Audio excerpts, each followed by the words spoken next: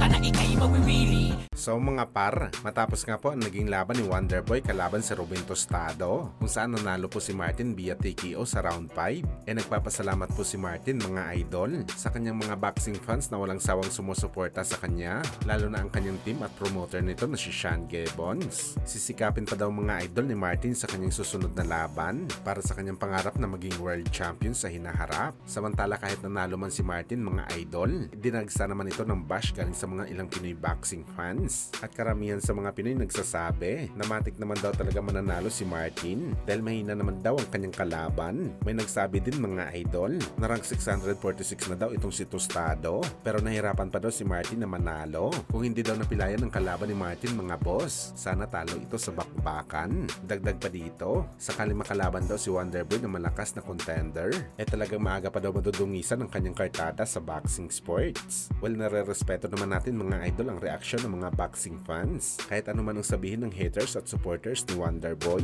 magpasalamat pa rin tayo mga idol dahil dala naman po ni Martin ang bandila ng Pilipinas sa kanyang laban at lumalaban ito para sa karangalan.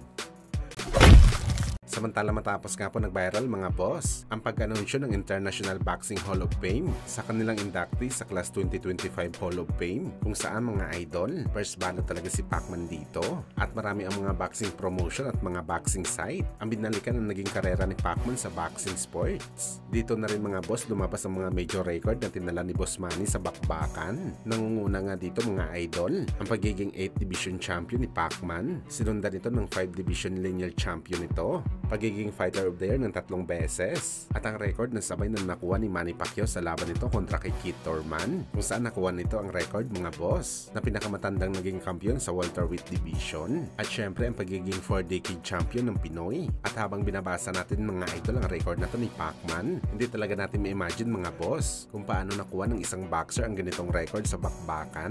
Gayon pa man mahigpit ang kompetisyon sa boxing sports sa panahon ng Pinoy legend. Duda talaga tayo dito mga boss kung kaya pa ba ma-break ang record na to ni Manny Pacquiao. Maski mga idol ang pinakamahinang record ni Pacman na 3-time Fighter of the Year, mahirap na ito makuha sa ngayong panahon. Although nalagpasan naman ito ni Muhammad Ali mga idol dahil naging 5-time The Ring Magazine Fighter of the Year ito, pero masasabi natin mga boss na iba talaga ang kay Pacman dahil sa iba't ibang division niya ito nakuha ang ganitong record. At si Muhammad Ali nasa heavyweight lamang, tunay talaga na unbreakable ang record ni Boss Manny. Una ang pagiging 8th Division Champion nito na magdaan man sigurong 1,000 taon mga boss, wala na makakuha o makabreak man sa record na to ni Boss Manny. Ang 4-decade champion naman ni Pacman, kung pakikinggan natin mga idol, mo'y simpleng record lamang, pero napakahirap ang ganitong record mga boss sa dahilan na kailangan mo talaga maging consistent na kampiyon sa 4 na magkakaibang dekada.